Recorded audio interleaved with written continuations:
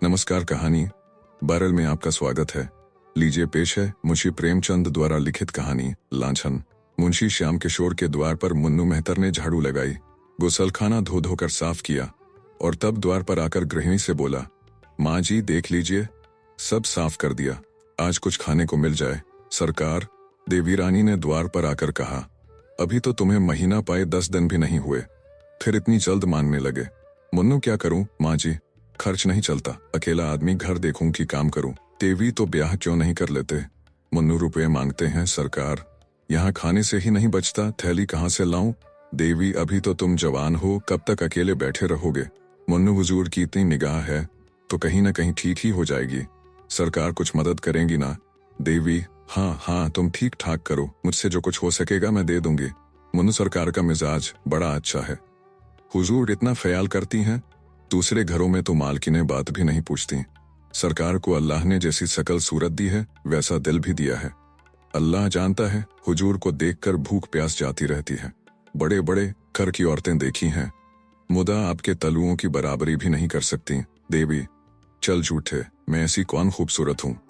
मुन्नू, अब सरकार से क्या कहूँ, बड़ी बड़ी खतरानियों को देखता हूँ मगर गोरेपन के सिवा और कोई बात नहीं, उनमें यह नमक कहाँ सरकार। देवी, 1 रुपये में तुम्हारा काम चल जाएगा। मुन्नू, भला सरकार 2 रुपये तो दे दें। देवी, अच्छा यह लो और जाओ। मुन्नू, जाता हूँ सरकार, आप नाराज ना हो तो एक बात पूछूं। देवी, क्या पूछते हो पूछो, मगर जल्दी, मुझे चूल्हा जलाना है। मुन्नू, तो सरकार जाएं, फिर कभी कहूंगा। देवी, नहीं नहीं, कहो क्या बात है, अभी कुछ ऐसी जल्दी नहीं है। मुन्नू, दाल मंडी में सरकार के कोई रहते हैं क्या। देवी, नहीं, यहाँ तो कोई नातेदार नहीं है। मुन्नू, तो कोई दोस्त होंगे, सरकार को अक्सर एक कोठे पर से उतरते देखता हूँ। देवी, दाल मंडी तो रंडियों का मोहल्ला है। मुन्नू, हाँ सरकार, रंडियां बहुत हैं यहाँ, लेकिन सरकार तो सीधे सादे आदमी मालूम होते हैं। यहाँ रात को देर से तो नहीं आते। देवी, नहीं, शाम से पहले ही आ जाते हैं और फिर कहीं नहीं जाते। हाँ, कभी कभी लाइब्रेरी अलबत्ता जाते हैं। मुन्नू, बस यही बात है, हुजूर मौका मिले तो इशारे से समझा दीजिएगा सरकार कि रात को उधर न जाया करें। आदमी का दिल कितना ही साफ हो लेकिन देखने वाले तो शक करने लगते हैं। इतने में ही बाबू श्याम किशोर आ गए। मुन्नू ने उन्हें सलाम किया, बाल्टी उठाई और चलता हुआ। श्याम किशोर ने पूछा, मुन्नू क्या कह रहा था।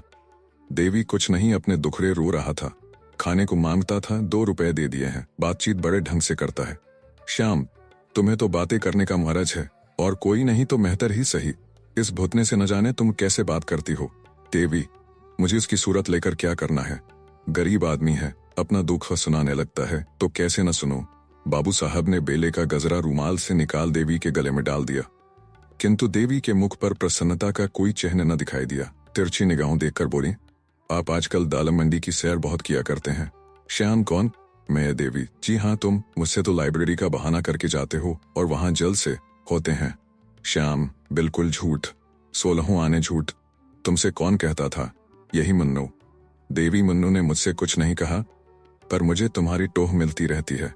श्याम, तुम मेरी टोह मत लिया करो, शक करने से आदमी शक्की हो जाता है और तब बड़े बड़े अनर्थ हो जाते हैं। भला मैं दाल मंडी क्यों जाने लगा, तुमसे बढ़कर दाल मंडी में और कौन है। मैं तो तुम्हारी इन मत भरी आंखों का आशिक हूं, अगर अप्सरा भी सामने आ जाए तो भी आंख उठाकर न देखूं। आज शारदा कहाँ है। देवी, नीचे खेलने चली गई है। श्याम, नीचे मत जाने दिया करो, इक्के मोटरें बग्घियां दौड़ती रहती हैं, न जाने कब क्या हो जाए। आज ही अर्दली बाजार में एक वारदात हो गई, 3 लड़के एक साथ दब गए। देवी, 3 लड़के, बड़ा गजब हो गया, किसकी मोटर थी। श्याम, इसका अभी तक पता नहीं चला, ईश्वर जानता है, तुम्हें यह गजरा बहुत खिल रहा है। देवी, मुस्कुराकर, चलो बातें न बनाओ। तीसरे दिन मुन्नू ने देवी से कहा, सरकार, एक जगह सगाई ठीक हो रही है, देखिए कॉल से फिर न जाइएगा, मुझे आपका बड़ा भरोसा है। देवी, देख ली औरत कैसी है। मुन्नू, सरकार जैसी तकदीर में है वैसी है, घर की रोटियां तो मिलेंगी नहीं तो अपने हाथों ठोकना पड़ता था। है क्या कि मिजाज की सीधी है, हमारे जात की औरतें बड़ी चंचल होती हैं। हुजूर, सैकड़े पीछे एक भी पाक न मिलेगी। देवी, मेहतर लोग अपनी औरतों को कुछ कहते नहीं। मुन्नू, क्या कहें। हुजूर, डरते हैं कि कहीं अपने आसना से चुगली खाकर हमारी नौकरी चाकरी न छुड़ा दे। मेहतरानियों पर बाबू साहबों की बहुत निगाह रहती है। सरकार। देवी हंसकर, चल झूठे, बाबू साहबों की औरतें क्या मेहतरानियों से भी गई गुजरी होती हैं। मुन्नू, अब सरकार कुछ न कहलाएं, हुजूर को छोड़कर और तो कोई ऐसी बाबू आइन नहीं देखता जिसका कोई बखान करे। बहुत ही छोटा आदमी हूं सरकार, पर बबू आइनों की तरह मेरी औरत होती तो उससे बोलने को जीना चाहता। हुजूर के चेहरे मोहरे की कोई औरत मैंने तो नहीं देखी। देवी, चल झूठे, इतनी खुशामद करना किससे सीखा? मुन्नू, खुशामद नहीं करता सरकार, सच्ची बात कहता हूं। हुजूर, एक दिन खिड़की के सामने खड़ी थी, रजा मियां की निगाह आप पर पड़ गई। जूते की बड़ी दुकान है उनकी, अल्लाह ने जैसे धन दिया है वैसा ही दिल भी। आपको देखते ही आंखें नीचे कर लीं। आज बातों बातों में हुजूर की सकल सूरत को सराहने लगे। मैंने कहा, जैसी सूरत है वैसा सरकार को अल्लाह ने दिल भी दिया है। टेबी, अच्छा, वह लंबा सा सांवले रंग का जवान है। मुन्नू, हाँ हुजूर, वही। मुझसे कहने लगे कि किसी तरह एक बार फिर उन्हें देख पाता, लेकिन मैंने डॉट कर कहा, खबरदार मियां, जो मुझसे ऐसी बातें की वहां तुम्हारी दाल न गलेगी। देवी, तुमने बहुत अच्छा किया। निगोड़े की आंख फूट जाए, जब इधर से जाता है खिड़की की ओर उसकी निगाह रहती है। कह देना इधर भूल कर भी न ताके। मुन्नू, कह दिया है हुजूर, हुक्म हो तो चलूं, और तो कुछ साफ नहीं करना है। सरकार के आने की वेला हो गई है। मुझे देखेंगे तो कहेंगे यह क्या बातें कर रहा है। देवी, ये रोटियां लेते जाओ, आज चूल्हे से बच जाओगे। मुन्नू, अल्लाह हुजूर को सलामत रखे। मेरा तो यही जी चाहता है कि इसी दरवाजे पर पड़ा रहूं और एक टुकड़ा खा लिया करूं। सच कहता हूं, हुजूर को देखकर भूख प्यास जाती रहती है। मुन्नू जा ही रहा था कि बाबू श्याम किशोर ऊपर आ पहुंचे। मुन्नू की पिछली बात उनके कान में पड़ गई थी। मुन्नू ज्यों ही नीचे गया, बाबू साहब देवी से बोले, मैंने तुमसे कह दिया था कि मुन्नू को मुंह न लगाओ, पर तुमने मेरी बात न मानी। छोटे आदमी एक घर की बात दूसरे घर पहुंचा देते हैं। इन्हें कभी मुंह न लगाना चाहिए। भूख प्यास बंद होने की क्या बात थी देवी? क्या जाने भूख प्यास कैसी? ऐसी तो कोई बात न थी। श्याम थी, क्यों नहीं, मैंने साफ सुना। देवी, मुझे तो ख्याल नहीं आता। होगी कोई बात, मैं कौन उसकी सब बातें बैठी सुना करती हूँ। श्याम तो क्या यह दीवार से बातें करता है? देखो, नीचे एक आदमी इस खिड़की की तरफ ताकता चला जाता है। इसी मोहल्ले का मुसलमान का लौंडा है, जूते की दुकान करता है। तुम क्यों इस खिड़की पर खड़ी रहा करती हो? देवी, चिक तो पड़ी हुई है। श्याम, चिक के पास खड़ी होने से बाहर का आदमी तुम्हें साफ देख सकता है। देवी, यह मुझे मालूम न था, अब कभी खिड़की खोलूंगी ही नहीं। श्याम, हाँ, फायदा क्या, मुन्नू को अंदर मत आने दिया करो। देवी, गुसलखाना कौन साफ करेगा? श्याम, खैर आए, मगर उससे बातें न करनी चाहिए। आज एक नया थिएटर आया है, चलो देख आए। सुना है इसके एक्टर बहुत अच्छे हैं। इतने में शारदा नीचे से मिठाई का दोना लिए दौड़ती हुई आई। देवी ने पूछा, अरे यह मिठाई किसने दी? शारदा, राजा भैया ने तो दी है, कहते थे तुमको अच्छे अच्छे खिलौने ला दूंगा। श्याम, राजा भैया कौन है? शारदा, वही तो हैं जो अभी इधर से गए हैं। श्याम, वही तो नहीं जो लंबा सा सांवले रंग का आदमी है? शारदा, हाँ हाँ, वही, मैं अब उनके घर रोज जाऊंगी। देवी, क्या तू उसके घर गई थी? शारदा, वही तो गोद में उठाकर ले गए थे। श्याम, तू नीचे खेलने मत जाया कर, किसी दिन मोटर के नीचे दब जाएगी। देखती नहीं कितनी मोटरें आती रहती हैं। शारदा, राजा भैया कहते थे तुम्हें मोटर पर हवा खिलाने ले चलेंगे। श्याम, तुम बैठी बैठी क्या किया करती हो, जो तुमसे एक लड़की की निगरानी भी नहीं हो सकती? देवी, इतनी बड़ी लड़की को संदूक में बंद करके नहीं रखा जा सकता। श्याम, तुम जवाब देने में तो बहुत तेज हो, यह मैं जानता हूं। यह क्यों नहीं कहती कि बातें करने से फुर्सत नहीं मिलती? देवी, बातें मैं किससे करती हूँ, यहाँ तो कोई पड़ोसिन भी नहीं। श्याम, मुन्नू तो है ही है। देवी, ऊंट दबाकर, मुन्नू क्या मेरा कोई सगा है जिससे बैठी बातें किया करती हूँ? गरीब आदमी है, अपना दुख होता है तो क्या कह तू? मुझसे तो दुत्कारते नहीं बनता। श्याम, खैर खाना बना लो, 9 बजे तमाशा शुरू हो जाएगा। 7 बज गए हैं। देवी, तुम जाओ, देखाओ, मैं न जाऊंगी। श्याम, तुम ही तो महीनों से तमाशे की रट लगाए हुए थी, अब क्या हो गया? क्या तुमने कसम खा ली है कि यह जो बात कहें वह कभी न मानूंगी? देवी, जाने क्यों तुम्हारा ऐसा ख्याल है, मैं तो तुम्हारी इच्छा पाकर ही कोई काम करती हूँ। मेरे जाने से कुछ और पैसे खर्च हो जाएंगे और रुपए कम पड़ जाएंगे तो तुम मेरी जान खाने लगोगे। यही सोचकर मैंने कहा था, अब तुम कहते हो तो चली चलूंगी। तमाशा देखना किसे बुरा लगता है। 9 बजे श्याम किशोर एक तांगे पर बैठकर देवी और शारदा के साथ थिएटर देखने चले। सड़क पर थोड़ी ही दूर गए थे कि पीछे से एक और तांगा आ पहुंचा। इस पर रजा बैठा हुआ था और उसके बगल में बैठा था मुन्नू मेहतर, जो बाबू साहब के घर में सफाई करता था। देवी ने उन दोनों को देखते ही सिर झुका लिया। उसे आश्चर्य हुआ कि रजा और मुन्नू में इतनी गाढ़ी मित्रता है कि रजा उसे तांगे पर बैठाकर सैर कराने ले जाता है। शारदा रजा को टेकते ही बोल उठी, बाबूजी देखो, वह राजा भैया आ रहे हैं। ताली बजाकर, राजा भैया इधर देख, हम लोग तमाशा देखने जा रहे हैं। रजा ने मुस्कुरा दिया, मगर बाबू साहब मारे क्रोध के तिलमिला उठे। उन्हें ऐसा मालूम हुआ कि ये दुष्ट केवल मेरा पीछा करने के लिए आ रहे हैं। इन दोनों में जरूर सांठ-गांठ है, नहीं तो रजा मुन्नू को साथ क्यों लेता। उनसे पीछा छुड़ाने के लिए उन्होंने तांगे वाले से कहा, और तेज ले चलो, देर हो रही है। तांगा तेज हो गया। रजा ने भी अपना तांगा तेज किया। बाबू साहब ने जब तांगे को धीमा करने को कहा तो रजा का तांगा भी धीमा हो गया। आखिर बाबू साहब ने झुंझला कर कहा, तुम तांगे को छावनी की ओर ले चलो, हम थिएटर देखने नहीं जाएंगे। तांगे वाले ने उनकी ओर कुतूहल से देखा और तांगा फेर दिया। रजा का तांगा भी फिर गया। बाबू साहब को इतना क्रोध आ रहा था कि रजा को ललकारूं, पर डरते थे कि कहीं झगड़ा हो गया तो बहुत से आदमी जमा हो जाएंगे और व्यर्थ ही झेप होगी। लहू का घूंट पीकर रह गए। अपने ही ऊपर झुंझलाने लगे कि नाहक आया। क्या जानता था कि ये दोनों शैतान सिर पर सवार हो जाएंगे। मुन्नू को तो कल ही निकाल दूंगा। बाहरी रजा का तांगा कुछ दूर चलकर दूसरी तरफ मुड़ गया और बाबू साहब का क्रोध कुछ शांत हुआ, किंतु अब थिएटर जाने का समय न था। छावनी से घर लौट आए। देवी ने कोठे पर आकर कहा, मुफ्त में तांगे वाले को 2 रुपए देने पड़े। श्याम किशोर ने उसकी ओर रक्त शोषक दृष्टि से देखकर कहा, और मुन्नू से बातें करो और खिड़की पर खड़ी हो होकर रजा को छवि दिखाओ। तुम न जाने क्या करने पर तुली हुई हो। देवी, ऐसी बातें मुंह से निकालते तुम्हें शर्म नहीं आती? तुम मेरा व्यर्थ ही अपमान करते हो, इसका फल अच्छा न होगा। मैं किसी मर्द को तुम्हारे पैरों की धूल के बराबर भी नहीं समझती। उस अभागे मेहतर की क्या हकीकत है? तुम मुझे इतनी नीच समझते हो। श्याम नहीं, मैं तुम्हें इतनी नीच नहीं समझता, मगर बेसमझ जरूर समझता हूं। तुम्हें इस बदमाश को कभी मुंह न लगाना चाहिए था।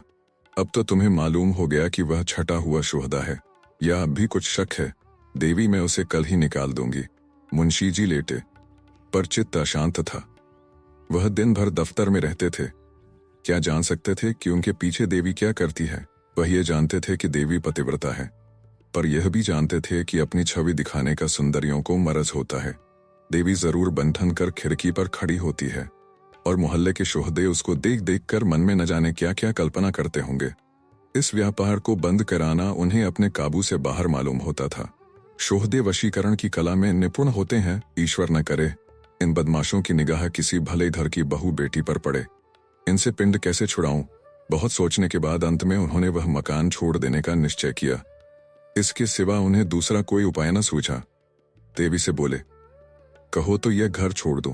इन शोहदों के बीच में रहने से आबरू बिगड़ने का भय है। देवी ने आपत्ति के भाव से कहा, जैसी तुम्हारी इच्छा। श्याम, आखिर तुम ही कोई उपाय बताओ। देवी, मैं कौन सा उपाय बताऊं और किस बात का उपाय? मुझे तो घर छोड़ने की कोई जरूरत नहीं मालूम होती। 1-2 नहीं, 1,00,000 2 लाख शोहदे हों तो क्या? कुत्तों के भूखने के भय से भला कोई अपना मकान छोड़ देता है? श्याम, कभी कभी कुत्ते काट भी लेते हैं। देवी ने इसका कोई जवाब न दिया और तर्क करने से पति की दुश्चिंताओं के बढ़ जाने का भय था। यह शक्की तो है ही, न जाने उसका क्या आशय समझ बैठे। तीसरे ही दिन श्याम बाबू ने वह मकान छोड़ दिया। इस नए मकान में आने की 1 सप्ताह पीछे एक दिन मुन्नू सिर में पट्टी बांध लाठी से टेकता हुआ आया और आवाज दी। देवी उसकी आवाज पहचान गई, पर उसे दुत्कारा नहीं, जाकर किवाड़ खोल दिए। पुराने घर के समाचार जानने के लिए उसका चित्त लालायित हो रहा था।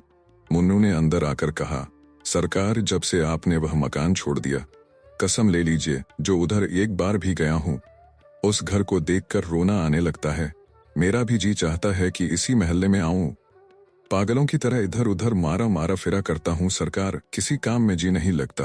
बस हर घड़ी आप ही की याद आती रहती है। हुजूर जितनी परवरिश करती थीं, उतनी अब कौन करेगा? यह मकान तो बहुत छोटा है। देवी, तुम्हारे ही कारण तो वह मकान छोड़ना पड़ा। मुन्नू, मेरे कारण? मुझसे कौन सी खता हुई सरकार? देवी, तुम ही तो तांगे पर रजा के साथ बैठे मेरे पीछे पीछे आ रहे थे। ऐसे आदमी पर आदमी का शक होता ही है। मुन्नू, अरे सरकार, उस दिन की बात न पूछिए। रजा मियाँ को एक वकील साहब से मिलने जाना था। वह छावनी में रहते थे। मुझे भी साथ बिठा लिया। उनका साइज कहीं गया हुआ था। मारे लिहाज के आपके तांगे के आगे न निकलते थे। सरकार उसे शोहदा कहती हैं उसका सा भला आदमी महल्ले भर में नहीं है। पांचों बखत की नमाज पढ़ता है, हुजूर, रोजे रखता है। घर में बीवी बच्चे सभी मौजूद हैं। क्या मजाल की किसी पर बद निगाह हो। देवी, खैर होगा। तुम्हारे सिर में पट्टी क्यों बंधी है? मुन्नू, इसका माजरा न पूछिए हुजूर, आपकी बुराई करते किसी को देखता हूं तो बदन में आग लग जाती है। दरवाजे पर जो हलवाई रहता था कहने लगा, मेरे कुछ पैसे बाबूजी पर आते हैं। मैंने कहा, वह ऐसे आदमी नहीं है कि तुम्हारे पैसे हजम कर जाते। बस हुजूर, इसी बात पर तकरार हो गई। मैं तो दुकान के नीचे नाली धो रहा था, वह ऊपर से कूद कर आया और मुझे ढकेल दिया। मैं बेखबर खड़ा था, चारों खाने चित सड़क पर गिर पड़ा। चोट तो आई, मगर मैंने भी दुकान के सामने बच्चा को इतनी गालियां सुनाई कि याद ही करते होंगे। अब घाव अच्छा हो रहा है। हुजूर, देवी राम राम नाहक लड़ाई लेने गए। सीधी सी बात तो थी, कह देते तुम्हारे पैसे आते हैं तो जाकर मांग लाओ। हैं शहर ही में, दूसरे देश में तो नहीं भाग गए। मुन्नू हुजूर, आपकी बुराई सुन के नहीं रहा जाता। फिर चाहे वह अपने घर लाठी क्यों न हो, भिड़ पड़ूंगा। वह महाजन होगा तो अपने घर का होगा, यहाँ कौन उसका दिया खाते हैं। देवी, उस घर में अभी कोई आया कि नहीं? मुन्नू, कई आदमी देखने आए हुजूर, मगर जहां आप रह चुकी हैं वहां अब दूसरा कौन रह सकता है। हम लोगों ने उन लोगों को भड़का दिया। रजा मियाँ तो हुजूर उसी दिन से खाना पीना छोड़ बैठे हैं। बिटिया को याद करके रोया करते हैं। हुजूर को हम गरीबों की याद काहे को आती होगी। देवी, याद क्यों नहीं आती? मैं आदमी नहीं हूं। जानवर तक थान छूटने पर 2-4 दिन चारा नहीं खाते। यह पैसे लो, कुछ बाजार से लाकर खा लो, भूखे होगे। मुन्नू, हुजूर की दुआ से खाने की तंगी नहीं है। आदमी का दिल देखा जाता है। हुजूर, पैसा की कौन बात है, आपका दिया तो खाते ही हैं। हुजूर का मिजाज ऐसा है कि आदमी बिना कौड़ी का गुलाम हो जाता है। तो अब चलूंगा हुजूर, बाबूजी आते होंगे, कहेंगे यह शैतान यहाँ फिर आ पहुंचा। देवी, अभी उनके आने में बड़ी देर है। मुन्नू, हो एक बात तो भूला ही जाता था। रजा मियाँ ने बिटिया के लिए ये खिलौने दिए थे। बातों में ऐसा भूल गया कि इनकी सुध ही न रही। कहाँ है बिटिया? देवी, अभी तो मदरसे से नहीं आई, मगर इतने खिलौने लाने की क्या जरूरत थी? अरे, रजा ने तो बेज़ब ही कर दिया। भेजना ही था तो 2-4 आने के खिलौने भेज देते। अकेली मेम 3-4 रुपए से कम की ना होगी। कुल मिलाकर 30-35 रुपए से कम के खिलौने नहीं है। मुन्नू, क्या जाने सरकार, मैंने तो कभी खिलौने नहीं खरीदे। 30-35 रुपए के होंगे तो उनके लिए कौन सी बड़ी बात है। अकेली दुकान से 50 रुपए रोज की आमदनी है। हुजूर, देवी नहीं, इनको लौटा ले जाओ। इतने खिलौने लेकर वह क्या करेगी? मैं सिर्फ एक मेम रखे लेती हूँ। मुन्नू, हुजूर, रजा मियाँ को बड़ा रंज होगा। मुझे तो जीता ही न छोड़ेंगे। बड़े ही मोहब्बती आदमी हैं हुजूर। बीबी 2-4 दिन के लिए मैके चली जाती है तो बेचैन हो जाते हैं। सहसा शारदा पाठशाला से आ गई और खिलौने देखते ही उस पर टूट पड़ी। देवी ने दौड़ कर कहा, क्या करती है, क्या करती है? मेम ले ले, और सब लेकर क्या करेगी? शारदा, मैं तो सब लूंगी। मेम को मोटर पर बैठा कर दौड़ाऊंगी, कुत्ता पीछे पीछे दौड़ेगा। इन बर्तनों में गुड़िया के खाने बनाऊंगी। कहाँ से आए हैं अम्मा, बता दो। देवी, कहीं से नहीं आए, मैंने देखने को मंगवाए थे। तू इनमें से कोई एक ले ले। शारदा, मैं सब लूंगी। मेरी अम्मा, ना सब ले लीजिए। कौन लाया है अम्मा? देवी, मुन्नू, तुम खिलौने लेकर जाओ, सिर्फ एक मेम रहने दो। शारदा, कहाँ से लाए हो मुन्नू, बता दो। मुन्नू, तुम्हारे राजा भैया ने तुम्हारे लिए भेजे हैं। शारदा, राजा भैया ने भेजे हैं? ओहो, नाच कर, राजा भैया बड़े अच्छे हैं। कल अपनी सहेलियों को दिखाऊंगी, किसी के पास ऐसे खिलौने ना निकलेंगे। देवी, अच्छा मुन्नू, तुम अब जाओ, रजा मियाँ से कह देना फिर यहाँ खिलौने न भेजें। मुन्नू चला गया तो देवी ने शारदा से कहा, ला बेटी, तेरे खिलौने रख दूं, बाबूजी देखेंगे तो बिगड़ेंगे और कहेंगे कि रजा मियाँ के खिलौने क्यों लिए, तोड़ तोड़ कर फेंक देंगे। भूल कर भी उनसे खिलौनों की चर्चा न करना। शारदा, हाँ अम्मा, रख दो, बाबूजी तोड़ देंगे। देवी, उनसे कभी मत कहना कि राजा भैया ने खिलौने भेजे हैं, नहीं तो बाबूजी राजा भैया को मारेंगे और तुम्हारे कान भी काट लेंगे। कहेंगे लड़की भिखमंगी है, सबसे खिलौने मांगती फिरती है। शारदा, अम्मा रख दो, बाबूजी तोड़ देंगे। इतने में बाबू श्याम किशोर टी दफ्तर से आ गए। भौहें चढ़ी हुई थीं। आते ही बोले, वह शैतान मुन्नू इस मोहल्ले में भी आने लगा, मैंने आज उसे देखा। क्या यहाँ भी आया था? देवी ने हिचकिचाते हुए कहा, हाँ आया तो था श्याम, और तुमने आने दिया? मैंने मना न किया था कि उसे कभी अंदर कदम न रखने देना। देवी आकर द्वार खटखटाने लगा। तो क्या करती? श्याम उसके साथ वह शोहदा भी रहा होगा। देवी, उसके साथ और कोई नहीं था। श्याम, तुमने आज भी न कहा होगा यहाँ मत आया कर। देवी, मुझे तो इतना ख्याल ना रहा। और अब वह यहाँ क्या करने आएगा? श्याम जो करने आज आया था वही करने फिर आएगा। तुम मेरे मुंह में कालिख लगाने पर तुली हो। देवी ने क्रोध से ऐंठ कर कहा, मुझसे तुम ऐसी ऊट पटांग बातें मत किया करो, समझ गए? तुम्हें ऐसी बातें मुंह से निकालते शर्म भी नहीं आती? एक बार पहले भी तुमने कुछ ऐसी ही बातें कही थीं। आजकल तुम वही बातें कर रहे हो। अगर तीसरी बार ये शब्द मैंने सुने तो नतीजा बुरा होगा। इतना कह देती हूँ, तुमने मुझे कोई वेश्या समझ लिया है। श्याम, मैं नहीं चाहता कि वह मेरे घर आए। देवी, तो मना क्यों नहीं कर देते? मैं तुम्हें रोकती हूँ। श्याम, तुम क्यों नहीं मना कर देती? देवी, तुम्हें कहते क्या शर्म आती है? श्याम, मेरा मना करना व्यर्थ है। मेरे मना करने पर भी तुम्हारी इच्छा पाकर उसका आना जाना होता रहेगा। देवी ने ओंठ चबा कर कहा, अच्छा, अगर वह आता ही रहे तो क्या हानि है? मेहतर सभी घरों में आया जाया करते हैं। श्याम, अगर मैंने मुन्नू को कभी अपने द्वार पर फिर देखा तो तुम्हारी कुशल नहीं, इतना समझाया देता हूँ। यह कहते हुए श्याम किशोर नीचे चले गए और देवी स्तंभित खड़ी रह गई। तब उसका हृदय इस अपमान, लांछन और अविश्वास के आघात से पीड़ित हो उठा। वह फूट फूट कर रोने लगी। उसको सबसे बड़ी चोट जिस बात से लगी वह यह थी कि मेरे पति मुझे इतनी नीच, इतनी निर्लज्ज समझते हैं, जो काम वेश्या भी न करेगी। उसका संदेह मुझ पर कर रहे हैं। श्याम किशोर के आते ही शारदा अपने खिलौने उठाकर भाग गई थी कि कहीं बाबूजी तोड़ न डालें। नीचे जाकर वह सोचने लगी कि इन्हें कहाँ छिपा कर रखूं। वह इसी सोच में थी कि उसकी एक सहेली आंगन में आ गई। शारदा उसे अपने खिलौने दिखाने के लिए आतुर हो गई। इस प्रलोभन को वह किसी तरह न रोक सकी। अभी तो बाबूजी ऊपर हैं, कौन इतनी जल्दी आए जाते हैं? तब तक क्यों न सहेली को अपने खिलौने दिखा दूं।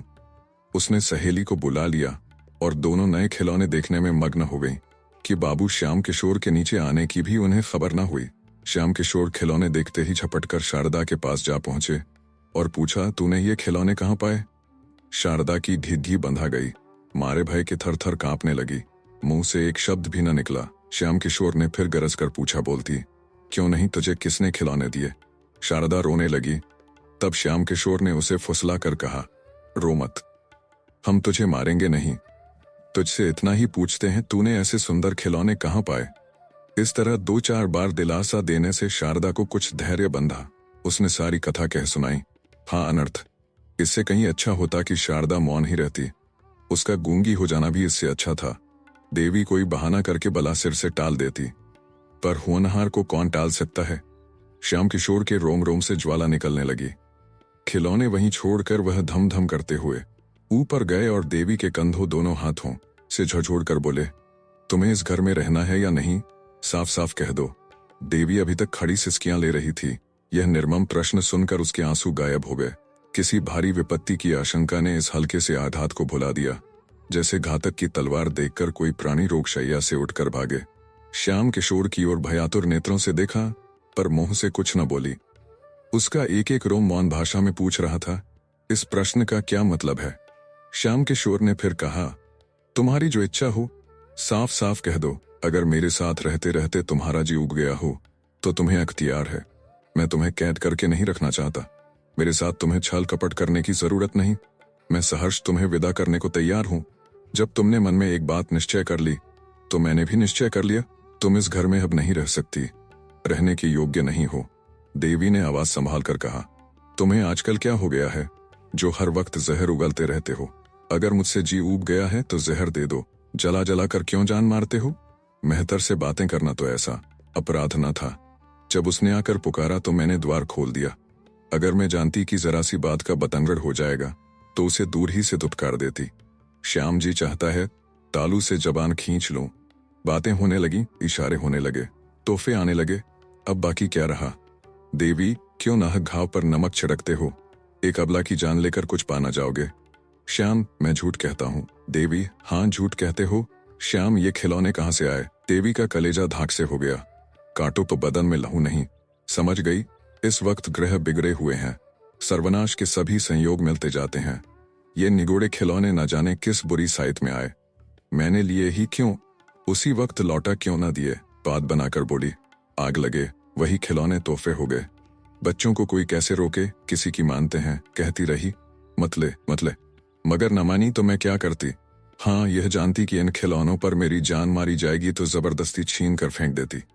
श्याम, इनके साथ और कौन कौन सी चीजें आई हैं, भला चाहती हो तो अभी लाओ। देवी, जो कुछ आया होगा इसी घर ही में होगा, देख क्यों नहीं लेते? इतना बड़ा घर भी नहीं है कि 4 दिन देखते लग जाएं। श्याम, मुझे इतनी फुर्सत नहीं है, खैरियत इसी में है कि जो चीजें आई हों लाकर मेरे सामने रख दो। यह तो हो नहीं सकता कि लड़की के लिए खिलौने आए और तुम्हारे लिए कोई सौगात ना आए। तुम भरी गंगा में कसम खाओ तो भी मुझे विश्वास ना आएगा। देवी, तो घर में देख क्यों नहीं लेते? श्याम किशोर ने घूंसा तान कर कहा। कह दिया, मुझे फुर्सत नहीं है, सीधे से सारी चीजें लाकर रख दो, नहीं तो इसी दम गला दबाकर मार डालूंगा। देवी, मारना हो तो मार डालो, जो चीजें आई ही नहीं उन्हें मैं दिखा कहां से दूं? श्याम किशोर ने क्रोध से उन्मत्त होकर देवी को इतनी जोर से धक्का दिया कि चारों खाने चित जमीन पर गिर पड़ी। तब उसके गले पर हाथ रखकर बोले, दबा दूं गला, न दिखलाएगी तू उन चीजों को। देवी, जो अरमान हो पूरे कर लो, श्याम खून पी जाऊंगा। तूने समझा क्या है? देवी, अगर दिल की प्यास बुझती हो तो पी जाओ। श्याम, फिर तो उस मेहतर से बातें न करोगी। अगर अब कभी मुन्नू या उस शोहदे को द्वार पर देखा तो गला काट लूंगा। यह कहकर बाबूजी ने देवी को छोड़ दिया और बाहर चले गए। लेकिन देवी उसी दशा में बड़ी देर तक पड़ी रही। उसके मन में इस समय पति प्रेम की मर्यादा रक्षा का लेश भी न था। उसका अंतकरण प्रतिकार के लिए विकल हो रहा था। इस वक्त अगर वह सुनती कि श्याम किशोर को किसी ने बाजार में जूते से पीटा तो कदाचित वह खुश होती। कई दिनों तक पानी से भीगने के बाद आज यह झोंका पाकर प्रेम की दीवार भूमि पर गिर पड़ी और मान की रक्षा करने वाली कोई साधना न रही। आज केवल संकोच और लोक लाज की हल्की सी रस्सी रह गई है जो एक झटके में टूट सकती है। श्याम किशोर बाहर चले गए तो शारदा भी अपने खिलौने लिए हुए घर से बाहर निकली। बाबूजी खिलौनों को देखकर कुछ बोले नहीं तो अब उसे किसकी चिंता और किसका भय? अब वह क्यों न अपनी सहेलियों को खिलौने दिखाए। सड़क के उस पार एक हलवाई का मकान था। हलवाई की लड़की अपने द्वार पर खड़ी थी। शारदा उसे खिलौने दिखाने चली। बीच में सड़क थी, सवारी गाड़ियों और मोटरों का तांता बंधा हुआ। शारदा को अपनी धुन में किसी बात का ध्यान न रहा। बालोचित उत्सुकता से भरी हुई वह खिलौने लिए दौड़ी। वह क्या जानती थी कि मृत्यु भी उसी तरह प्राणों का खिलौना खेलने के लिए दौड़ी आ रही है। सामने एक मोटर आती हुई दिखाई दी। दूसरी ओर से एक बग्घी आ रही थी। शारदा ने चाहा दौड़कर उस पार निकल जाए। मोटर ने बिगुल बजाया। शारदा ने जोर मारा कि सामने से निकल जाए, पर होनहार को कौन टालता। मोटर बालिका को रौंदती हुई चली गई। सड़क पर एक मांस की लोथ पड़ी रह गई। खिलौने ज्यों के त्यों थे, उनमें से एक भी न टूटा था। खिलौने रह गए, खेलने वाला चला गया। दोनों में कौन स्थायी है और कौन अस्थायी है, इसका फैसला कौन करे? चारों ओर से लोग दौड़ पड़े। अरे, यह तो बाबूजी की लड़की है जो ऊपर वाले मकान में रहते हैं। लोथ कौन उठाए? एक आदमी ने लपक कर द्वार पर पुकारा, बाबूजी, आपकी लड़की तो सड़क पर नहीं खेल रही थी, जरा नीचे तो आ जाइए। देवी ने छज्जे पर खड़े होकर सड़क की ओर देखा तो शारदा की लोथ पड़ी हुई थी। चीख मारकर बेतहाशा नीचे दौड़ी और सड़क पर आकर बालिका को गोद में उठा लिया। उसके पैर कांपने लगे। इस वज्रपात ने उसे स्तंभित कर दिया। रोना भी ना आया। मोहल्ले के कई आदमी पूछने लगे, बाबूजी कहाँ गए हैं? उनको कैसे बुलाया जाए? देवी क्या जवाब देती? वह तो संज्ञाहीन हो गई थी। लड़की की लाश गोद में लिए उसके रक्त से अपने वस्त्रों को भिगोती आकाश की ओर ताक रही थी, मानो देवता से पूछ रही हो, क्या सारी विपत्तियां मुझी पर अंधेरा होता जाता था? पर बाबूजी का पता नहीं, कुछ मालूम भी नहीं वह कहाँ गए हैं। धीरे धीरे 9 बजे, पर अब तक बाबूजी न लौटे। इतनी देर तक बाहर न रहते थे, क्या आज ही उन्हें भी गायब होना था? 10 बज गए। अब देवी रोने लगी। उसे लड़की की मृत्यु का इतना दुख न था जितना अपनी असमर्थता का। वह कैसे शव की दाह क्रिया करेगी? कौन उसके साथ जाएगा? क्या इतनी रात गए कोई उसके साथ चलने पर तैयार होगा? अगर कोई न गया तो क्या उसे अकेली ही जाना पड़ेगा? क्या रात भर लोथ पड़ी रहेगी? ज्यों ज्यों सन्नाटा होता जाता था, देवी को भय होता था। वह पछता रही थी कि शाम ही को क्यों न इसे लेकर चली गई। 11 बजे थे। सहसा किसी ने द्वार खोला। देवी उठकर खड़ी हो गई। समझी बाबूजी आ गए। उसका हृदय उमड़ आया और वह रोती हुई बाहर आई। पर यह बाबूजी न थे, ये पुलिस के आदमी थे जो इस मामले की तहकीकात करने आए थे। 5 बजे की घटना थी। तहकीकात होने लगी 11 बजे। आखिर थानेदार भी तो आदमी है, वह भी तो संध्या समय घूमने फिरने जाता ही है। घंटे भर तक तहकीकात होती रही। देवी ने देखा अब संकोच से काम न चलेगा। थानेदार ने उससे जो कुछ पूछा उसका उत्तर उसने निस्संकोच भाव से दिया। जरा भी न शर्माई, जरा भी न झिझकी। थानेदार भी दंग रह गया। जब सबके बयान लिखकर दारोगा जी चलने लगे तो देवी ने कहा, आप उस मोटर का पता लगाएंगे। दारोगा, अब तो शायद ही उसका पता लगे। देवी, तो उसको कुछ सजा ना होगी। दारोगा, मजबूरी है, किसी को नंबर भी तो मालूम नहीं। देवी, सरकार इसका कुछ इंतजाम नहीं करती, गरीबों के बच्चे इसी तरह कुचले जाते रहेंगे। दारोगा, इसका क्या इंतजाम हो सकता है? मोटरें तो बंद नहीं हो सकती। देवी, कम से कम पुलिस वालों को यह तो देखना चाहिए कि शहर में कोई बहुत तेज न चलाए। मगर आप लोग ऐसा क्यों करने लगे? आपके अफसर भी तो मोटरों पर बैठते हैं, आप उनकी मोटरें रोकेंगे तो नौकरी कैसे रहेगी? थानेदार लज्जित हो चला गया। जब लोग सड़क पर पहुंचे तो एक सिपाही ने कहा, मेहरिया बड़ी टनमन दिखात है। थानेदार, अजी जी, इसने तो मेरा नाटका बंद कर दिया।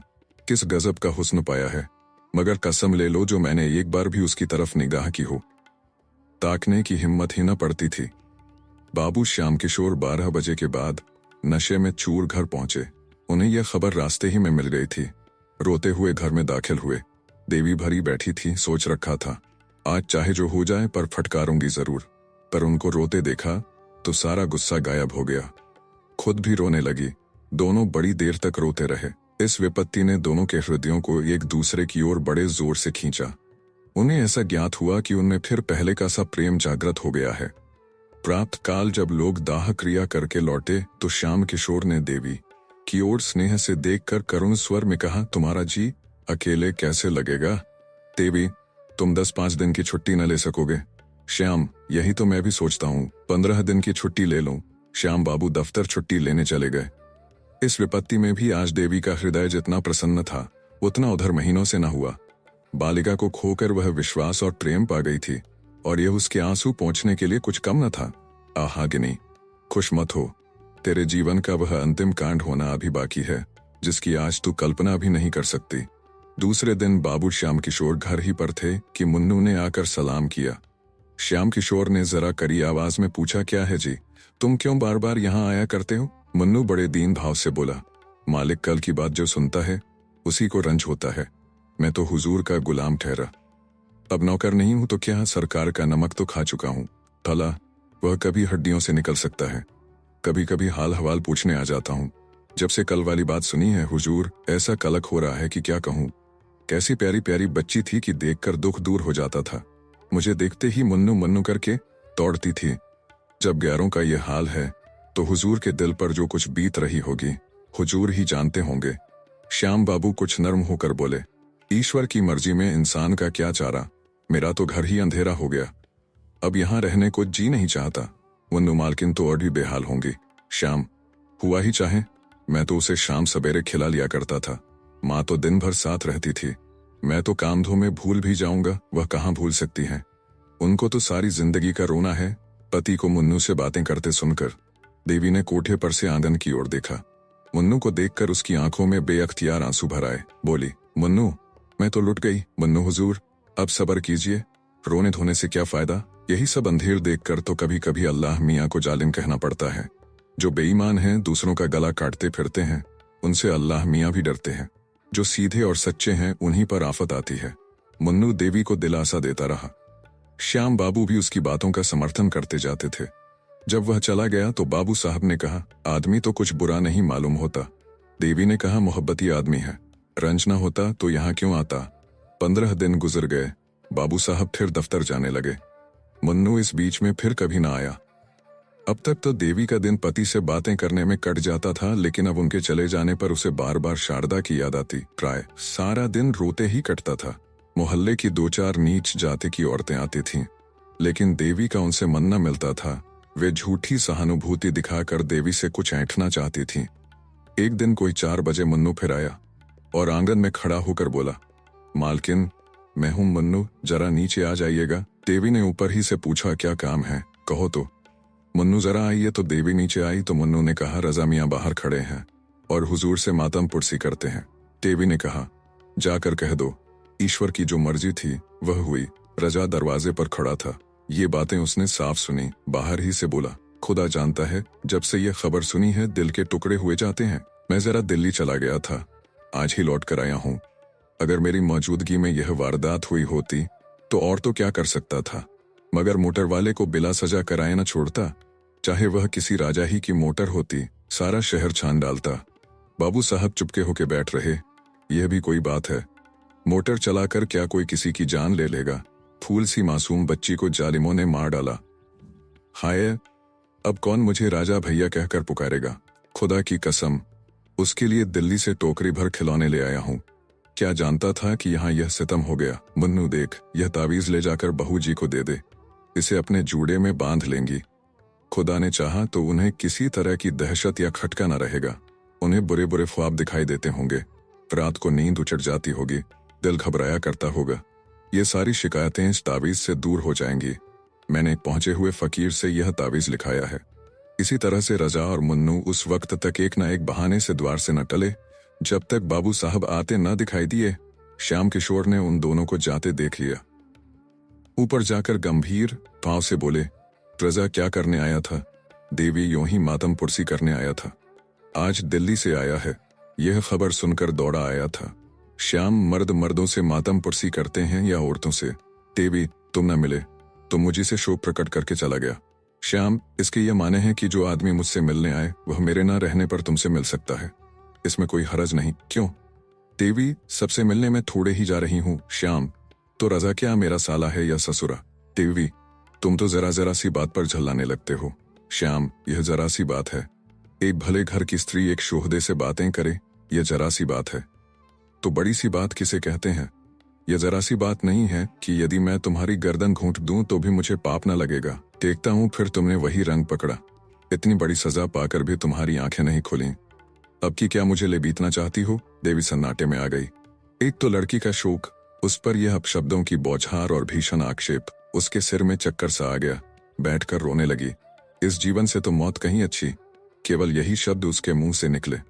बाबू साहब गरज कर बोले, यही होगा, मत घबराओ, मत घबराओ, यही होगा। तुम मरना चाहती हो तो मुझे भी तुम्हारे अमर होने की आकांक्षा नहीं है। जितनी जल्द तुम्हारे जीवन का अंत हो जाए उतना ही अच्छा, कुल में कलंक तो न लगेगा। देवी ने सिसकियां लेते हुए कहा, क्यों एक अबला पर इतना अन्याय करते हो? तुम्हें जरा भी दया नहीं आती? श्याम, मैं कहता हूँ चुप रह। देवी, क्यों चुप रहूं? क्या किसी की जबान बंद कर दोगे? श्याम फिर बोले जाती है, मैं उठकर सिर तोड़ दूंगा। देवी, क्यों सिर तोड़ दोगे? कोई जबरदस्ती है? श्याम, अच्छा तो बुला, देखें तेरा कौन हिमायती है। यह कहते हुए बाबू साहब झल्ला कर उठे और देवी को कई थप्पड़ और घूंसे लगा दिए, मगर वह न रोई, न चिल्लाई, न जबान से एक शब्द निकाला। केवल अर्थ शून्य नेत्रों से पति की ओर ताकती रही, मानो यह निश्चय करना चाहती थी कि यह आदमी है या कुछ और। जब श्याम किशोर मार पीट कर अलग खड़े हो गए तो देवी ने कहा, दिल के अरमान अभी न निकले हों तो और निकाल लो, फिर शायद यह अवसर न मिले। श्याम किशोर ने जवाब दिया, सिर काट लूंगा। सिर, तू है किस फेर में? यह कहते हुए नीचे चले गए, झटके के साथ किवाड़ खोले, धमाके के साथ बंद किए और कहीं चले गए। अब देवी की आंखों से आंसू की नदी बहने लगी। रात के 10 बज गए पर श्याम किशोर घर न लौटे। रोते रोते देवी की आंखें सूज आईं। क्रोध में मधुर स्मृतियों का लोप हो जाता है।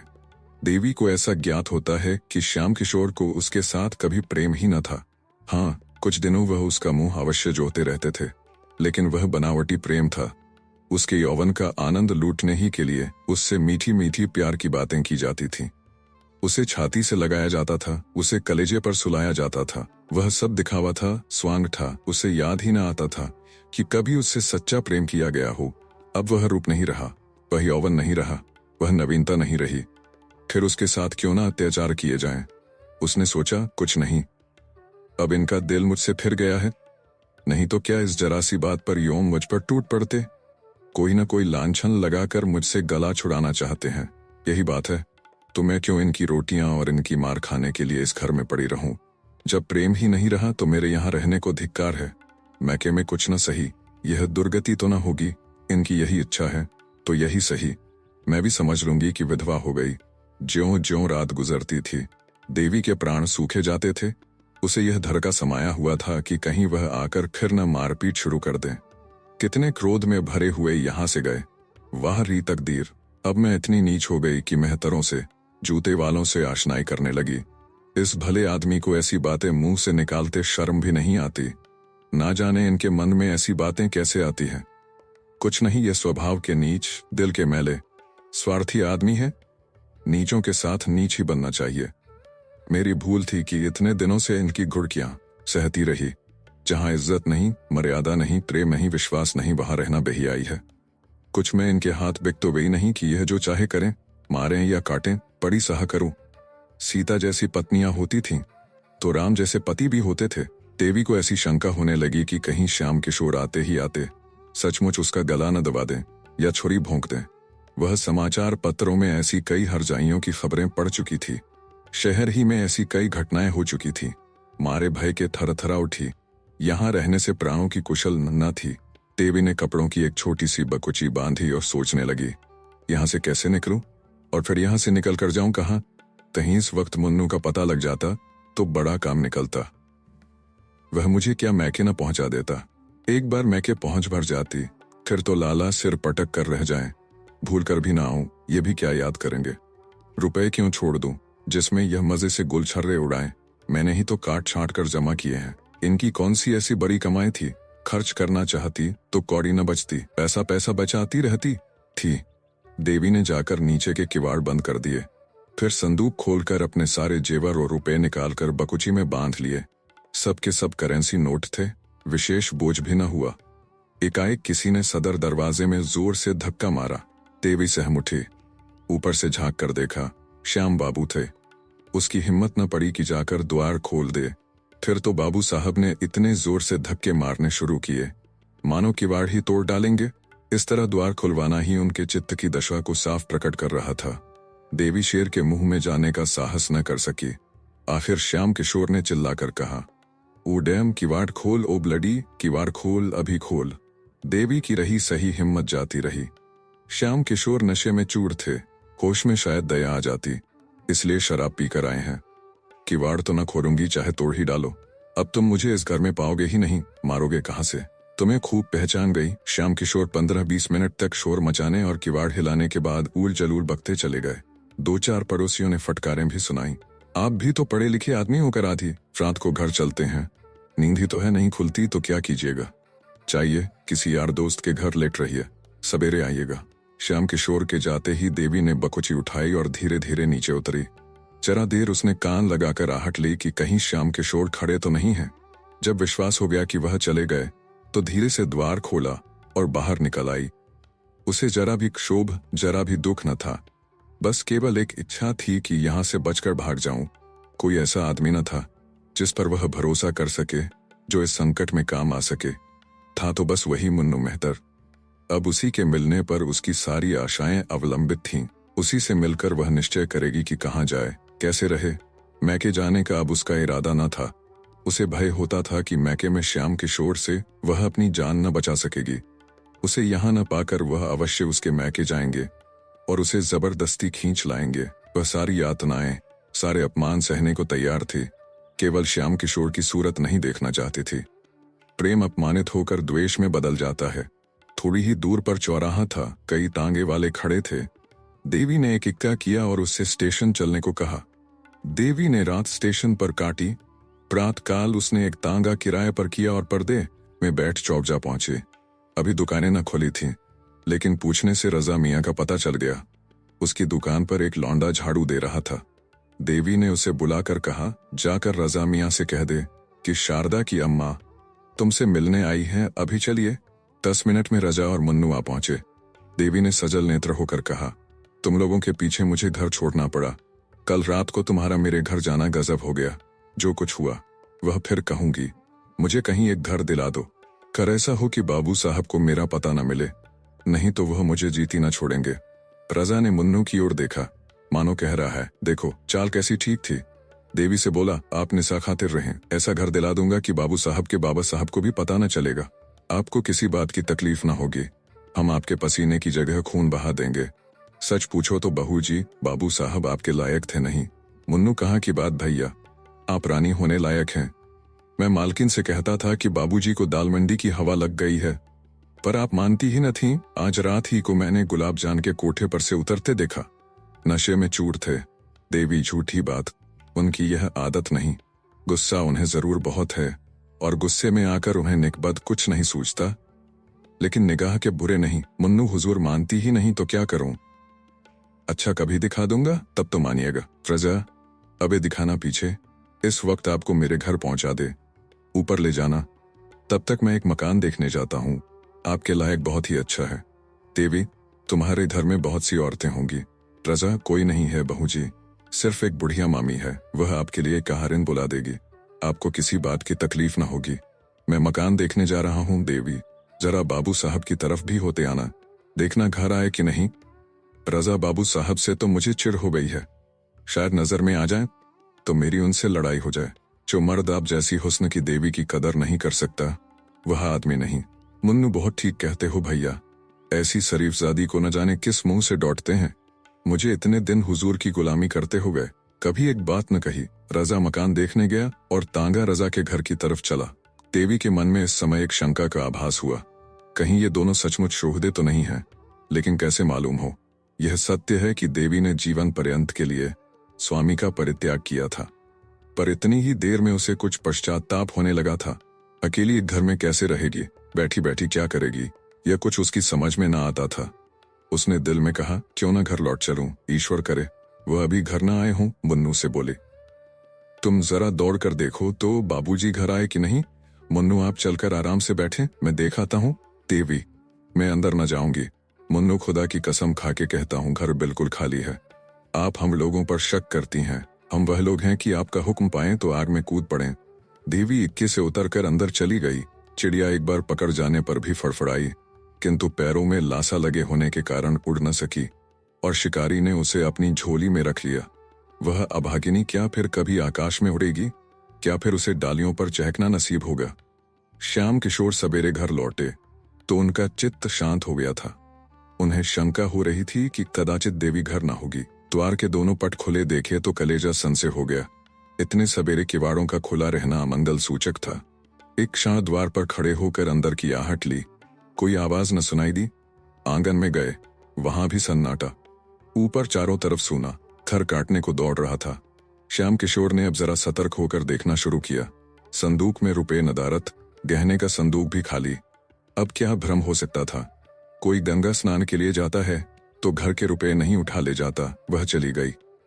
अब इसमें लेशमात्र भी संदेह नहीं था। यह भी मालूम था कि वह कहाँ गई है। शायद इसी वक्त लपक कर जाने से वह वापस भी लाई जा सकती है। लेकिन दुनिया क्या कहेगी?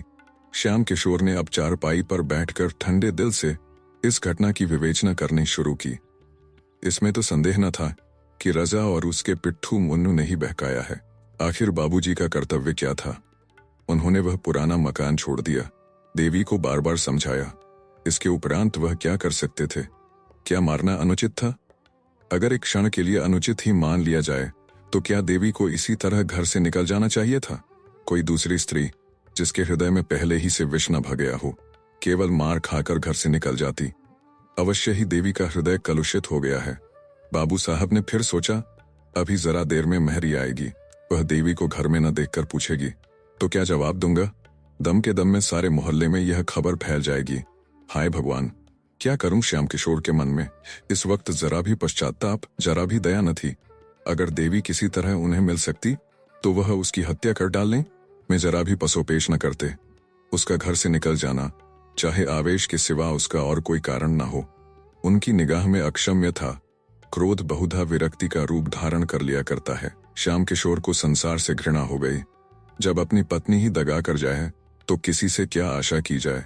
जिस स्त्री के लिए हम जीते भी हैं और मरते भी, जिसको सुखी रखने के लिए हम अपने प्राणों का बलिदान कर देते हैं, जब वह अपनी ना हुई तो फिर दूसरा कौन अपना हो सकता है? इसी स्त्री को प्रसन्न रखने के लिए उन्होंने क्या नहीं किया। घर वालों से लड़ाई की, भाइयों से नाता तोड़ा, यहाँ तक कि वे अब उनकी सूरत भी नहीं देखना चाहते। उसकी कोई ऐसी इच्छा न थी जो उन्होंने पूरी न की हो। उसका जरा सा सिर भी दुखता था तो उनके हाथों के तोते उड़ जाते थे। रात की रात उसकी सेवा शुश्रूषा में बैठे रह जाते थे। वही स्त्री आज उनसे दगा कर गई, केवल एक गुंडे के बहकाने में आकर उनके मुंह में कालिख लगा गई। गुंडों पर इल्जाम लगाना तो एक प्रकार से मन को समझाना है। जिसके दिल में खोट न हो उसे कोई क्या बहका सकता है। जब स्त्री ने धोखा दिया तो फिर समझना चाहिए कि संसार में प्रेम और विश्वास का अस्तित्व ही नहीं, यह केवल भावुक प्राणियों की कल्पना मात्र है। ऐसे संसार में रहकर दुख और दुराशा के सिवा और क्या मिलता है। हाँ दुष्टा ले, आज से तू स्वतंत्र है, जो चाहे कर, अब कोई तेरा हाथ पकड़ने वाला नहीं रहा। जिसे तू प्रियतम कहते नहीं थकती थी, उसके साथ तूने यह कुटिल व्यवहार किया। चाहूं तो तुझे अदालत में घसीटकर इस पाप का दंड दे सकता हूं, मगर क्या फायदा, इसका फल तुझे ईश्वर देंगे। श्याम किशोर चुपचाप नीचे उतरे, न किसी से कुछ कहा न सुना, द्वार खुले छोड़ दिए और गंगा तट की ओर चले।